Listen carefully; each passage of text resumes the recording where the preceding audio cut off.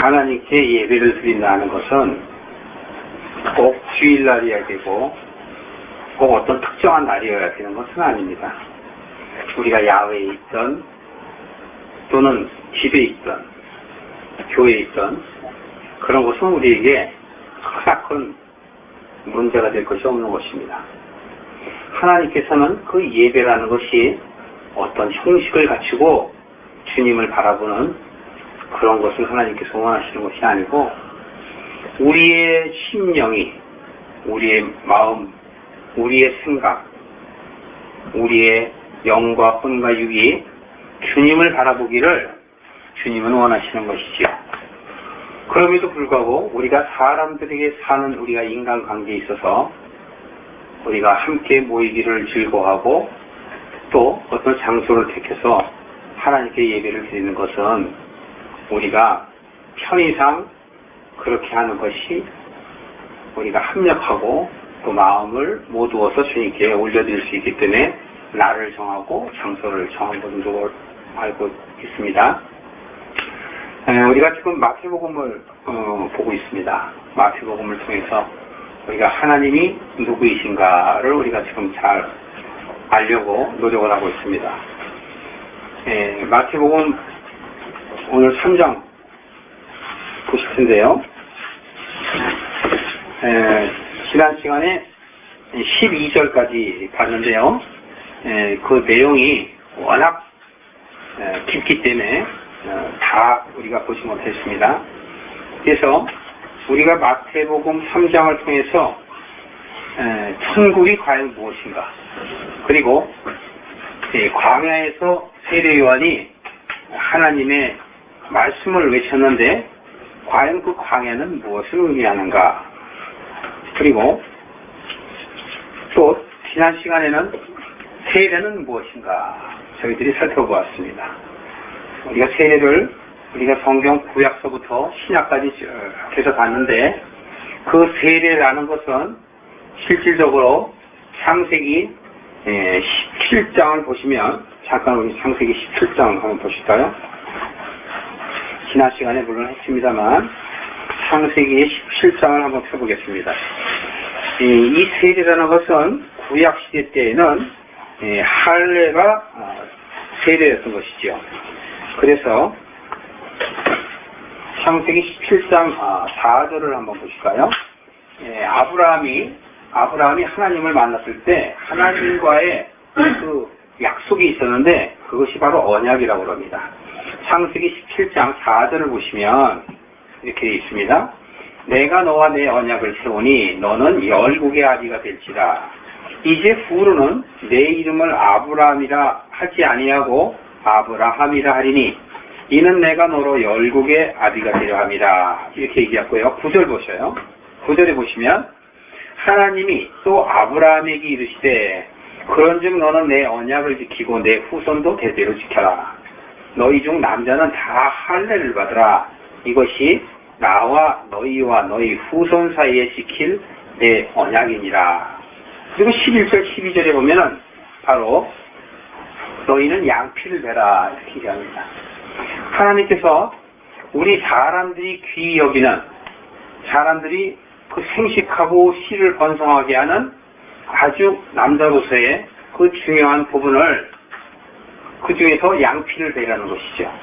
그 양피를 통해서 하나님께서는 할례라고 얘기했고 그것은 너와 내 후손 사이에 지켜야 할 언약이다 이렇게 얘기한 것입니다. 바로 이 할례는 우리 육신의 일부분을 하나님께 보임으로 인해서 하나님과의 나와의 맺어지는 언약이지요. 그런데 이 할례는 우리 육신에 하는 것이지만 하나님께서는 이 할례를 신명기를 통하여서도 말씀을 했고 또 우리가 에레미야서 4장 4절을 통해서도 그 말하듯이 우리 마음에다 할례를 하라는 것이지요. 그 육신에다 하는 것은 우리가 쉽게 잊어버리기 때문에 우리 몸의 가장 예민한 부분에 손을 대서 우리가 삶을 살아가는 동안에 하나님의 언약을 기억할 수 있도록 하는 바깥 현상을 얘기하는 것입니다. 그런데도 불구하고 하나님은 이 바깥 현상이 중요한 것이 아니라고 계속 말씀을 구약에서부터 신약에 이르기까지 말씀을 하시는 거죠. 그래서 신명기 10장 16절에 또 신명기 30장 6절에 마음의 할례를 하라고 합니다. 그리고 에레미야 4장 4절에는 우리의 마음 가죽을 벗기라고 얘기했지요. 그 다음에 에스겔서에서도 그렇게 말씀을 하시고 있습니다. 신약때에 와서는 로마서 2장 28절, 골로새서 또는 베드로전서 3장 21절을 통해서 세례는 구원의 표다.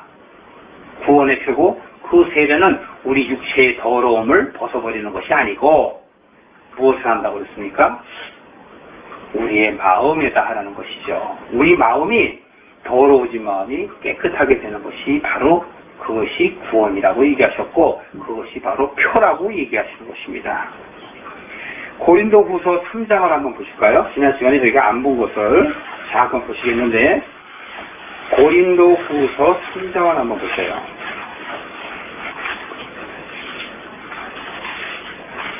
고린도후서 3장 2절을 한번 보시면 자 하나님께서는 이렇게 얘기하십니다. 바울을 통해서 너희는 우리의 편지다 이렇게 얘기를 해요. 너희는 우리의 편지다. 그러면서 우리 마음에 썼고 무사람이 알고 읽는 바다. 바울은 우리를 편지라고 합니다. 여러분 편지라는 것이 무엇입니까? 나의 마음을 상대방에게 알리기 위해서 보내는 글이 편지죠. 그것처럼 우리가 편지라는 것이에요. 우리가 그리스도와 같이 변하고 우리의 성품이 하나님의 성품으로 바뀌는 것. 우리가 율법, 십계명에 있는 그런 율법을 우리가 찾아가는 것이 아니고 우리 마음 안에 신비에 새겨지는 것이 바로 할례를 받는 것이다. 그렇게 얘기하는 것입니다. 그게 바로 세례이죠. 그래서 베드로전서 3장 21절에 세례는 우리를 구원하는 표다. 이렇게 이야기한 것입니다. 오늘 제가 다시 한번 세례에 대해서 강조한다는 것은 그렇게 세례가 중요한 것입니다. 세례는 여러분 어려울 것이 없어요. 아주 쉽게 얘기한다면 내가 죽고 다시 사는 것을 세례라고 합니다. 나는 죽고 예수님이 살아가시는 거예요. 예수님이 십자가에 못 박혀 돌아가시고 다시 부활하신 것처럼 내가 부활하는 것이지요. 나의 옛사람은 죽고 다시 새 사람으로 태어나는 것이 부활이요 하나님의 천국에 이르는 길이요 바로 세례를 받는 것입니다. 그래서 여러분들이 세례를 받는 건 겉으로 드러나는 구약시대의 양피를 베는 그러한 행위에 있지 아니하고 우리가 우리 마음의 할례를 하는 것이죠. 그래서 우리 마음이 옛 습관, 옛 사고, 옛 사람에서, 옛 행동에서 이제는 새 언약, 새 사람, 새 사고 그런 나의 모든 사고가 바뀌어지는 것을 얘기하는 것입니다. 그래서 여러분들이 세례를 다 받으셨지만 그 세례라는 것은 바로 나는 죽고 하나님이 나와 함께 하시다 하는 그 임마누엘입니다. 내가 하나님과 함께 하는 것. 그것이 바로 임마누엘이에요. 그것이 바로 세례입니다. 그래서 오늘날에 세례가 교회에서 물론 잠깐 이렇게 약식을 하지만 그 세례에 대한 의미는 상당히 중요한 것이고 바로 그 세례가 그리스도를 나타내시고 세례 요한이 예수님이 오시기 전에 유대 광야에서 회개하라 천국이 가까웠다 그렇게 얘기하는 겁니다. 바로 그 천국이 예수님이시지요.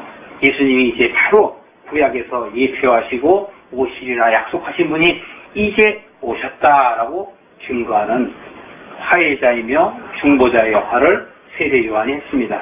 그래서 지난 시간에 저희가 우리도 세례 요한 같이 화해자가 되고 중보하는 자가 되자 이런 말씀으로 여러분들과 함께 은혜를 나누었습니다.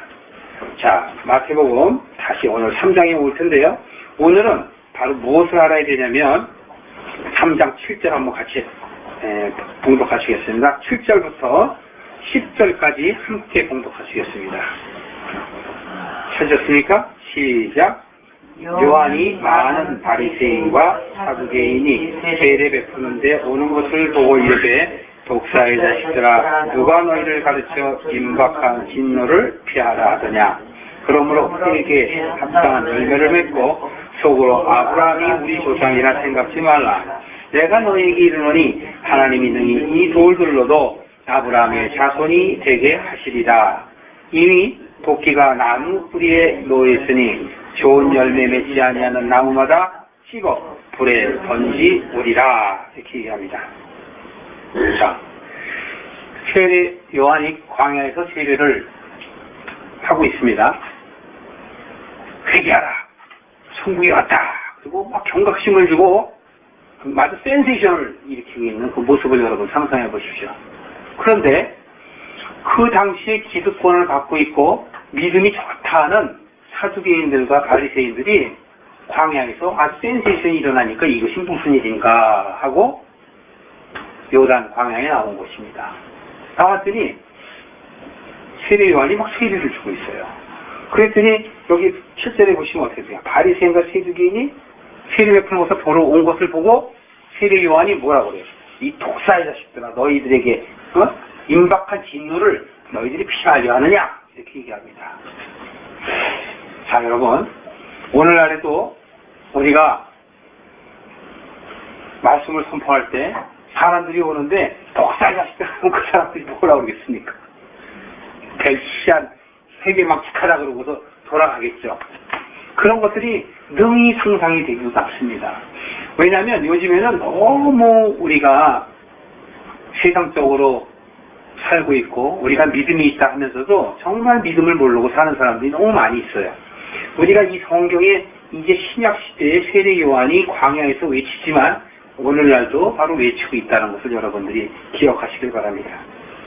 그런데 왜 바리새인과 사두개인한테 임박한 진노를 너희들이 피할 수 있겠느냐 이렇게 얘기합니다. 너희들이 그렇다면 합당한 회개를 하라는 거예요. 너희들이 합당한 회개를 해야지만이 너희들이 하나님의 천국을 볼 수 있을 것이다. 그렇게 얘기하는 것입니다. 그런데 9절에 보면 읽습니다. 속으로 아브라함이 우리 조상이라 생각지 말라 그래요. 왜냐하면 이 이스라엘 백성들은 아브라함을 자기들의 믿음의 조상으로 생각을 하고 있었어요. 이미 이 예수님이 온 신약 시대에는 과거의 창세기 12장에 아브라함이 그 민족을 이루기 이전서부터 시작을 해서 이제 12 종족들이 생기고 많은 사람들이 생겼습니다. 그 많은 사람들이 생기고 또 광야를 출애굽을 해서 광야를 들어와서 이제 유대 땅에 가나안 땅에 도착을 해서 거기서 자리 잡고 있는 아주 편안한 삶을 살고 있을 때 그들이 사두개인 바리새인들은 믿음 안에서 그들은 기득권을 갖고 있는 것이에요. 그 기득권을 갖고 있기 때문에 많은 사람들에게 정말 하나님의 복음을 전하는 것이 아니라 장로의 유전, 그러니까 율법을 토대로 한 자기들이 더 살을 붙여갖고 교회는 이래야 된다, 예배는 이렇게 해야 된다, 그러면서 형식과 격식과 의례와 법도를 자기들 마음대로 정하는 거예요. 그것을 통해서 사람들을 하나님께로 가지 못하게 방해를 하고 있었던 거예요. 그렇기 때문에 세례 요한이 그것을 꼬집어서 얘기하는 것이죠. 그래서 독사의 자식이라는 것이에요. 성경에 의해서는 이 독사는 바로 뱀을 비유하고 바로 사단을 비유하는 것입니다. 그래서 마귀의 자식이라, 독사의 자식은 바로 마귀의 자식을 표현하는 것입니다. 사두개인과 바리새인은 성경에 많이 기록이 되어 있는데 몇 군데만 보기로 하겠어요. 누가복음 7장 29절을 한번 볼까요? 과연 우리들은 사두개인과 바리새인 서기관과 같지는 않은가 하는 생각들을 여러분 한번 해보시면서 누가복음 7장 29절을 한번 보시겠습니다. 누가복음 7장 29절에 보시면 한번 함께 공독하실까요? 찾으셨어요? 자, 시작. 모든 백성과 세리들은 이미 요한의 세례를 받은지라 이 말씀을 듣고 하나님을 의롭다 하되 오직 바리새인과 율법사들은 세례를 받지 아니한 자라 스스로 하나님의 뜻을 저버린 자라. 자 보세요. 백성들은 어떻게 해요? 세리가 세금을 받는 사람들이죠. 자기 나라도 아니고 바로 로마의 통치하에서 세금을 받는다라는 것은 어떻게 보면 우리나라가 일본 사람 밑에서 세금을 받는 거하고 똑같아요. 그럼 얼마나 욕을 먹고 살겠어요. 근데 바로 이러한 세리들도 어떻게 했다고요? 세례를 받았다고요. 받았다. 모든 백성들과 세리들은 요한의 세례를 받았다. 이렇게 얘기합니다. 그런데 30절에 보세요. 30절에 보시면 바리새인과 율법사들은 세례를 받았어요? 안 받았어요? 세례를 안 받았단 말이에요. 그렇기 때문에 세례를 안 받았기 때문에 스스로 하나님의 뜻을 저버렸다는 거예요. 세례 요한이 지금 요단강에서 세례를 주고 있어요. 그런데 모든 사람들하고 세리까지도 그 나라에서 하찮게 여기는 사람들까지도 창기까지도 세례를 받고자 한다는 것은 뭐냐면 마음을 새롭게 변화하겠다라는 거예요. 그래서 하나님을 바라보겠다 그러는데 이 바리새인 사두개인 이 율법사들은 세례를 안 받는다는 거예요. 세례를. 그랬더니 예수님께서 뭐라고 그러세요? 31절 이하 보시면 이러한 사람들을 내가 무엇으로 비유하겠느냐 이렇게 얘기를 하십니다. 32절 보세요. 바로 이렇게 비유하세요. 비유컨대 예수님이 말씀하시는 겁니다. 내가 비유하건대 아이들이 장터에 앉아 서로 불러 가로되 우리가 너희를 향하여 피리를 불어도 너희가 춤추지 않고 우리가 애곡하여도 너희가 울지 아니하였다 함과 같도다. 이렇게 얘기해요. 자, 무슨 얘기일까요? 아이들이 장터에 앉아서 서로 불러서 피리를 불러요. 피리. 여기서 장터라는 건 뭐냐면 교회를 뜻하는 겁니다. 교회. 여기서 아이들은 믿음을 시작한, 즉 세례를 받은 사람들을 얘기하는 거예요. 내가 마음을 이제 변화돼야 되겠다. 예수님을 믿어야 되겠다. 이렇게 생각하는 사람들이 세례를 받는다는 거예요. 세례를 받은 사람들이 교회에 와서 서로 불러 가로되 하는 건 뭐냐면 은혜를 나눈다는 거예요. 은혜를 나누. 하나님을 바로 알기를 원하고 그 안에서 은혜를 받고 그것을 서로 얘기하는 건데도 불구하고 우리가 너희를 향하여 피리를 불어도, 근데 이 피리를 분다는 건 뭐냐면 말씀을 나눈다는 것이에요. 말씀을 나눠도 그들은 듣지 않는다는 것이죠. 믿는다 하는 자들이 오늘날에 자기가 교회를 오래 다녔다고 그러면서 장로다, 권사다 또는 집사님이다 하시면서 자기는 변하지 않고 변한 사람들이 은혜 받는다고 그러면 그것을 탓하는 거예요. 방언한다 그러면 방언하지 말라. 예언을 한다 그러면 예언하지 말라. 그거 다 이단이다. 막 이런다는 것이죠. 그런 게 아니라는 거예요. 은사를 받은 사람이 피리를 부는 거예요. 왜? 예수님의 그 은혜, 하나님의 은혜를 막 얘기하는 거예요. 그러면 어떻게 돼요? 목사님이 말씀을 선포하는데 어떻게 돼요? 그 말씀이 은혜가 되잖아요. 그러면 어떻게 돼요? 아멘 하잖아요. 말씀이 은혜가 되면 아멘해서 자기가 받아들여야 되는데 그게 바로 피리를 부는 게 말씀을 전한다는 거예요. 은혜를 전한다는 것이지요. 그런데 그들은 어떻게 해요? 피리를 불어도 춤추지 않고 듣지도 않고 춤추지도 않는다는 거예요. 춤추지도 않고. 우리가 피리를 분다는 건 뭡니까? 음악을 한다는 건 뭐예요? 우리가 춤추기 위해서 하는 것이죠. 함께 찬양하기, 부르기 위해서 하는 것이잖아요. 그런데도 남의 일인 것이냐. 그래서 우리가 애곡하여도 너희가 울지 아니한다. 그러니까 우리가 안타까운 마음으로 부르짖어도 듣지 않는다. 이런 이야기입니다.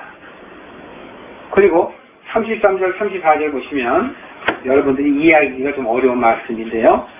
세례 요한이 와서 떡도 먹지 아니하며 포도주도 마시지 아니하며 너희 말이 귀신이 들렸다 하더니 누구 보고? 세례 요한 보고. 세례 요한이 떡도 안 마시고 포도주도 안 마셨어요. 뭐 먹었습니까? 메뚜기와 석청을 먹었죠. 그랬더니 요한 보고 뭐라고 그래요? 귀신 들렸다는 거예요. 귀신. 그런데 34절에 보면 인자는 와서 먹고 마시매 너희 말이 보라 먹기를 탐하고 포도주를 즐기는 사람이요 세리와 죄인의 친구로다 하니라. 이렇게 얘기한단 말이에요. 이 여기서 인자는 예수님을 얘기해요. 나는 와갖고 세리와는 떡도 안 먹고 포도주도 안 먹었어요. 그거를 바리새인들이 봤죠. 메뚜기 석청만 먹는 걸 봤어요. 근데 예수님은 오셔갖고 어떻게 했다고요? 떡도 먹고 포도주도 하셨단 말이에요. 무슨 말인지 이해되십니까? 세례 요한은 아무것도 안 먹어요. 근데 예수님은 먹어요. 예수님께서 그것을 먹으니까 뭐라고 그래요? 바리새인들이 뭐라고 그랬다고 그래요? 성경에 네? 귀신 들렸다는 거야? 네? 세례 요한이 귀신 들렸다 그러더니 예수님 보고는 뭐라고 그래요? 세리 죄인의 친구라잖아요. 근데 세리와 죄인들은 다 세례를 받았잖아요. 근데 세리 죄인의 친구래요. 그렇다면 이 바리새인들은 뭐예요? 세례 요한도 믿지 않고 예수님도 믿지 않고 세례도 믿지 않는다라는 얘기죠. 그래서 예수님이 그렇게 비유를 하는 거예요. 세례 요한이 떡도 먹지 않고 포도주도 안 마셨다는 건 뭐냐면 구약시대의 말씀은 알죠. 구약시대의 말씀은 아는데 말씀이 누구예요? 예수님이란 말이에요. 근데 예수님을 세례 요한이 증거는 하지만 만나지 못했어요. 그러니까 말씀을 못 먹는 거예요. 떡이 예수님이잖아요. 그렇기 때문에 세례 요한은 말씀을 못 먹는 거야. 떡을 못 먹는 거예요. 왜? 아직 못 봤기 때문에. 올 거라고만 외치고 예언하는 것이지 먹지를 못해요. 그렇기 때문에 떡과 포도주는 예수님을 상징하는데 예수님과 예수님의 말씀을 상징하는데 그것들을 못 먹는 거예요. 근데 예수님은 당신이 말과 어떻게 돼요? 자기가 떡이잖아요. 말씀과 제가 떡이란 말이에요. 이게 예수님은 먹고 마신다는 거예요. 자신이. 그런 말씀입니다. 바로 이게. 어렵습니까? 다시 말씀드릴까요? 세례 요한은 예수님을 아직 만나기 전에 있기 때문에 말씀을 못 먹기 때문에 떡과 포도주를 못 먹은 사람이고 예수님은 당신이 떡과 포도주이기 때문에 실질적으로 나는 먹는 거예요. 그러나 바리새인들은 그게 무슨 말인지 못 알아들어. 그렇기 때문에 귀신 들렸다고 세례 요한 보고 얘기하고 예수님 보고는 죄인이라고 얘기하는 거예요. 세리와 죄인의 친구다 그러는 거 죄인이야. 그 누가 기준? 자기 기준으로. 자기네들은 세례도 안 받고 아브라함의 자손이라고 하면서 예수님 보고 죄인이라고 그러는 거예요. 세리 요한 보고는 귀신 들렸다 그러고. 근데 이 사람들은 누구예요? 자기 기준만 갖고 사는 거예요. 하나님은 여호와를 믿는다고 그러면서 자기 주장만 한다는 것이죠. 오늘날에 그런 사람이 없습니까? 그래서 예수님이 여기에다가 누가복음에 우리에게 경각심을 주기 위해서 이렇게 얘기하는 거예요. 바리새인을 내가 뭐라고 비유해야 너희들이 쉽게 알겠냐? 그러는 거예요. 그렇기 때문에 오늘날에 그러면 사두개인과 바리새인들을 우리에게 하나님께서 알게 하시기 위해서 이렇게 기록해놨다라는 그런 말씀을 여러분들에게 하고 싶은 겁니다. 그렇기 때문에 우리가 금식한다 그런 것은 하나님의 말씀을 우리가 모르기 때문에 금식을 하는 거예요. 금식은. 그러나 하나님을 만나면 우리는 금식할 필요가 없는 거예요. 세상에서 우리가 금식을 한다는 것은 겸손해지기 위해서 금식하는 것이지 그걸 하나님께 드린다라는 생각을 하시면 안 돼요, 여러분. 내가 하나님 앞에서 겸비한 자세로 하나님께 나아가겠다라는 마음으로 자기가 금식하는 것이지 금식을 하나님께 드려서 하나님이 그 금식을 받는 게 아니에요. 예수님이 이 세상에 이미 오셨기 때문에 우리는 금식을 할 수가 없어요. 말씀을 우리가 먹어야 되는 거예요. 우리는 금식할 때가 아니고 밥을 먹을 때예요. 그러니까 세상에서 우리가 표현하는 금식 기도다 하는 것은 우리 스스로가 자기 자신을 절제하고 겸손해지려는 경건의 훈련이지 하나님께 드리는 게 아니란 말이에요. 착각하면 안 돼요. 그게. 그래서 우리들 교회에서 금식기도 그러는데 잘못 오해하면 안 돼요. 우리는 금식할 때가 아니고 말씀을 하나님의 떡과 포도주를 먹을 때예요.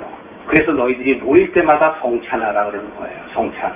성찬은 그것을 표하는 거예요. 그 외에도 이 바리새인과 이 사두개인에 대해서는 성경에 굉장히 많이 있습니다. 여러분들이 만약에 필기도가 있으시면 제가 말씀드리는 걸 적어서 한번 나중에 보세요. 마태복음 23장 찾아보시고요. 마가복음 12장 38절. 이거 이제 적어놨다가 오늘 한꺼번에 다 할 수가 없으니까 보시면 마태복음 23장 2절부터 그냥 쭉 보시면 마태복음 23장 보시고요. 마가복음 12장 38절 이후 쭉 보시면 이 바리새인과 사두개인에서 자세히 나와 있습니다. 자, 그렇다면 여러분 8절 보세요. 회개에 합당한 열매를 너희들이 맺고 9절에 보시면 아브라함이 우리 조상이라 생각지 말라. 자, 이건 뭐냐면 아브라함이 조상이니까 자기네들은 그냥 당연히 여호와의 백성이라고 생각을 해요. 근데 그 여호와의 백성이라고 너희들 생각하지 말라 이런 얘기예요. 너희들은 아브라함의 자손이라고 생각한다. 너희들은 이제 여호와의 백성이라고 생각하는데 그런 소리 하지 말라 바로 이런 얘기예요. 왜 그러냐면 여기 9절입니다. 마태복음 3장 9절. 속으로 아브라함이 우리 조상이라 생각하지 말라. 내가 너희에게 이르노니 하나님이 능히 이 돌들로도 아브라함의 자손이 되게 하시리라 이렇게 얘기해요. 얘네들이 속으로 하나님의 백성이라고 그런다 그러면 여기 굴러다니는 돌도 다 하나님의 백성이다. 그 뜻이에요.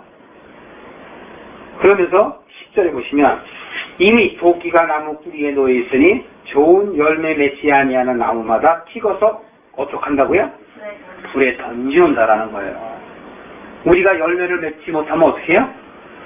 그 뿌리를 찍어버린다는 거예요. 아주 그 뿌리를 찍어서 아주 없이 하겠다는 거예요. 이 심판을 얘기하시는 거예요. 심판을.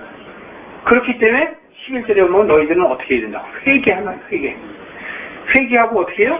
세례를 받으래 안 받으래요? 받으라는 거예요. 그런데 그 세례는 물세례뿐만이 아니고 나는 물세례를 주지만 내 뒤에 오실 11절에 보면 나오시죠? 내 뒤에 오시는 이는 나보다 능력이 많으시니 나는 그의 신을 들기도 감당치 못하겠느니라. 그는 예수님은 성령과 불로 너에게 세례를 주실 것이요. 세례 요한이 나는 너희들에게 물세례를 줘서 너희들이 죄를 깨닫게 하고 너희들이 하나님을 찾아갈 수 있는 마음을 바꿔주는 역할을 한다면 예수님께서는 우리에게 불세례를 준다 이거예요. 바로 뭐냐면 우리의 더러운 것들을 다 태우시고 우리를 변하게 하시는 행동의 하나님으로서 우리에게 들어오신다는 거예요. 그런 의미입니다. 그래서 예수님은 바로 성령과 불로서 들어오는 거예요. 그렇기 때문에 우리가 이 성령과 불세례를 받아야 되는 거예요. 그래서 여러분 불 받아라 많이 하죠? 들어보셨죠? 부흥회 가면 불 받아 좀 너무 왜곡된 과장된 그런 제스처죠. 꼭 그렇게 그냥 큰 소리로 하고 막 불 받아 그러고 와 그래야 불 받는 것이 아니고 내 마음속에서 진심으로 나는 이제 변화해야 되는 거야. 나는 죽고 자기 부인이에요. 나의 생각과 나의 모든 사고와 옛사람을 이제는 나는 죽어야 되겠구나 라고 생각하는 그것이 바로 나의 마지막 날이야. 그리고 오늘날 새로운 날이 바로 뭐냐면 영적 삶을 살아가야 되겠다라고 마음을 먹는 것이 바로 그게 세례고 우리가 새 사람이 되는 그 순간이다. 이런 말씀을 성경에서 증거하는 것입니다. 그래서 지금 여기서 이미 이 이후에 이루어질 이 얘기를 12절부터 다 하셔요. 심판도 하고 12절에 보시면 손에 키를 들고 자기 타작마당에 정하게 하시고 알곡은 모아 곡간에 드리고 여기 곡간은 천국이에요. 하나님 나라. 천국에 드리고 쭉정이는 어떻게 해야 된다고요? 꺼지지 않는 불에 태워버린다는 거예요. 심판을 얘기하시는 거예요. 심판을. 다시 말하면 뭐예요? 세례를 받으라는 거예요. 받지 말라는 거예요. 세례를 받는데 물세례뿐만이 아니고 무슨 세례도 받아라? 성령 세례도 받아라는 거예요. 성령 세례. 불세례가 성령 세례예요. 성령 세례도 받아라. 그래서 예수님께서 마가의 다락방에서 이 세상에 떠나기 전에 제자들과 오찬을 하죠. 네? 오찬을 하고 그들에게 당신이 죽고 살아야 될 것에 대해서 말씀을 하셔요. 그리고 나서 예수님께서 내가 죽은 다음에 어떻게 해야 돼요? 떠나지 말고 너희들이 기도하라 그러잖아요. 그랬을 때 오순절이 돼서 성령께서 임하시잖아요. 다 예표하는 거예요. 미리 다 예수님께서 말씀을 하시는 것을 우리가 눈이 있을 때 보지 못하고 귀가 있을 때 듣지 못해서 열리질 않아서 깨닫지를 못하는 것이지요. 자, 우리가 여기에서 하나 볼 것이 있는데 도끼가 나무 뿌리에 누워있으니 좋은 열매를 맺지 아니하는 나무마다 찍어 불에 던지겠다 했잖아요, 여러분. 우리가 여기 이거 살펴봐야 돼요. 과연 우리는 어떤 열매를 우리가 맺어야 될 것인가. 마태복음 12장 한번 보실까요? 마태복음 옆에 있어요, 바로. 12장 30절 한번 보세요.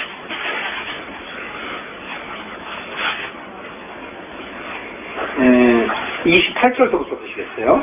28절부터 37절까지 저희가 이제 볼 텐데요. 함께 봉독하실까요? 28절부터 12장 28절부터 쭉 한번 함께 하겠습니다. 시작. 그러나 내가 하나님의 성령을 비비고 귀신을 쫓아내는 것이면 하나님의 나라가 어찌 너에게 임하느냐.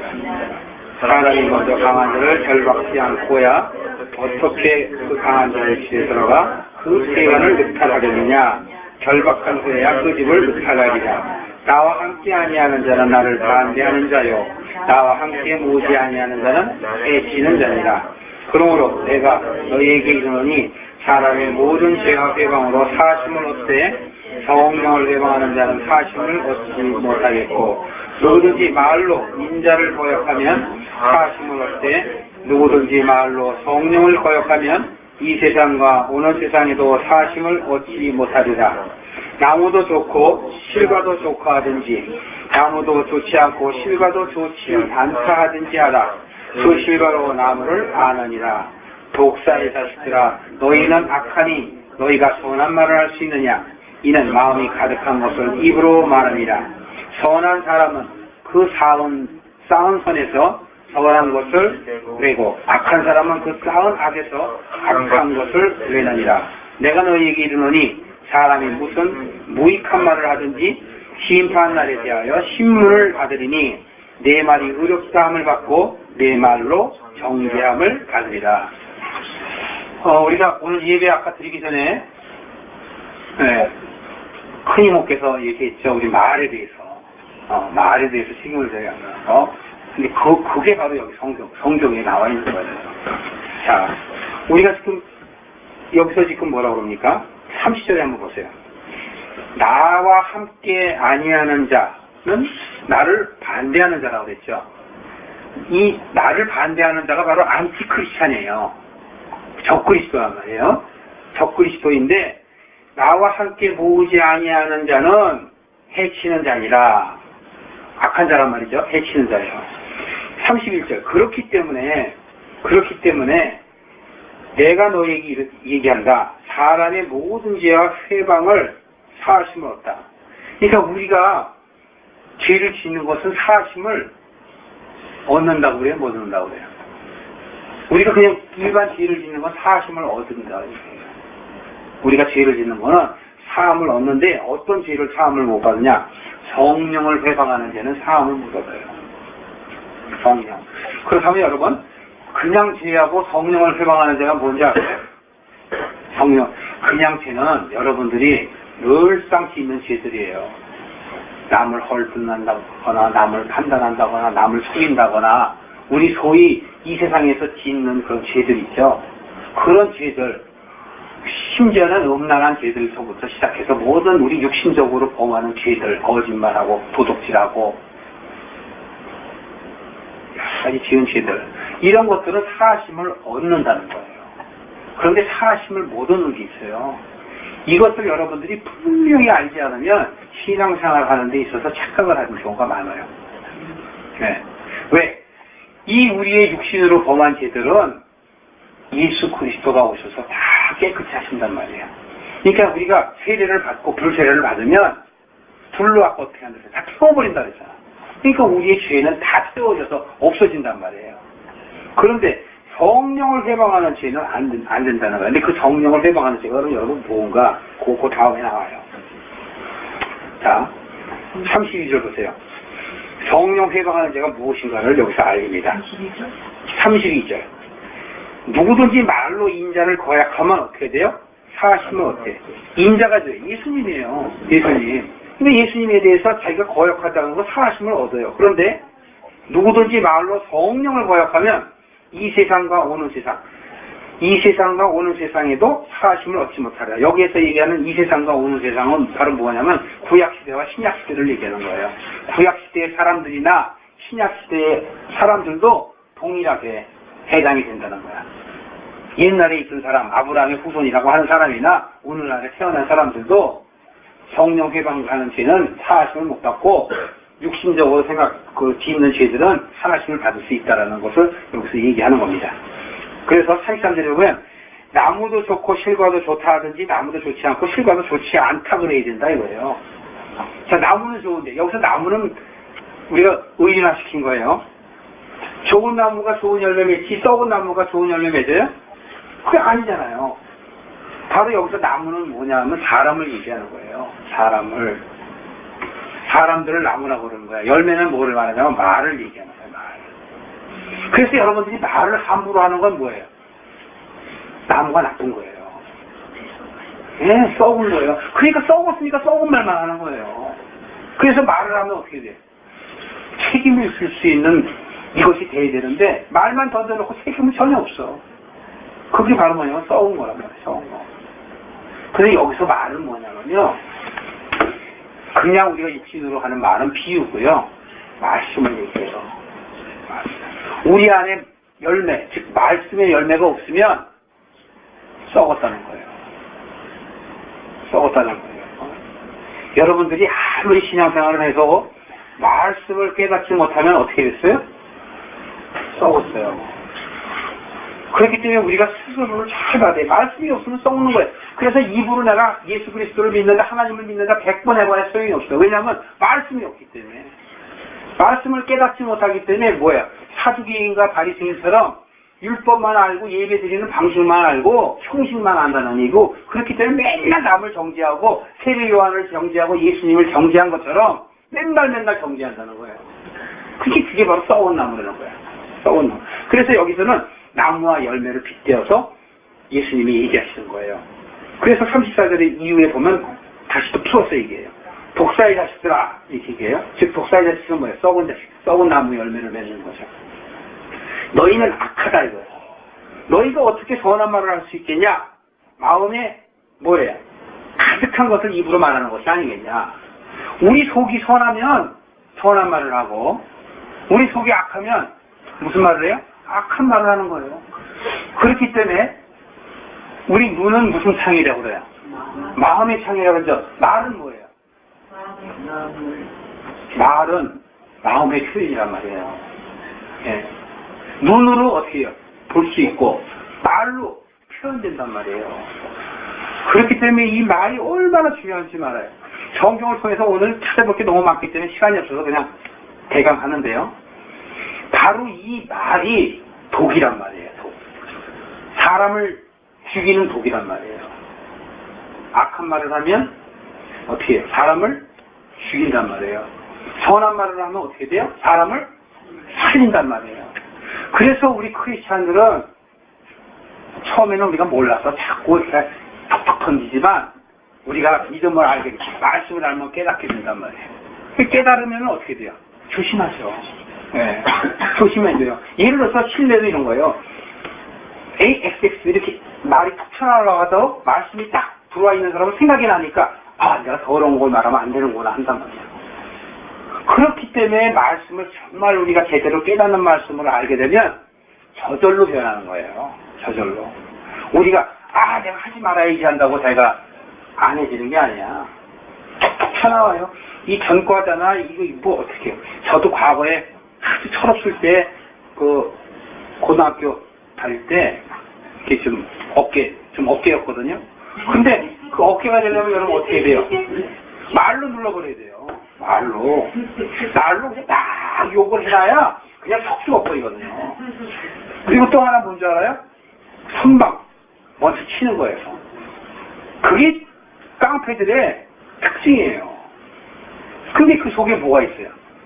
악하기 때문에 그런 거예요. 악하기 때문에 우리가 막 악한 말을 하는 거예요.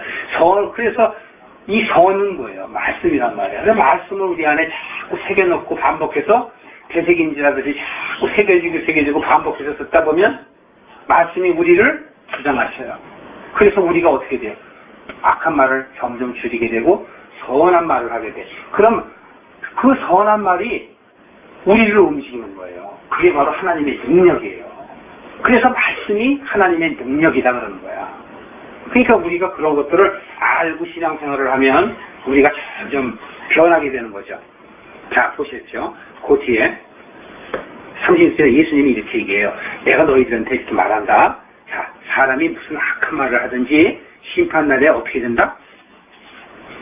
뭐라고 그래요? 신문 맞는데, 신문. 신문이 뭐예요, 여러분? 죄가 있나 없나? 까발리는 거죠. 죄가 있나 없나 까발리는 거란 말이에요. 신문. 누구 앞에서? 하나님 앞에서 신문 당한단 말이야. 그 신문을 당하는데 바로 뭘 신문을 받아요? 말을 신문 당한다는 거야. 말. 30절 보세요. 37절.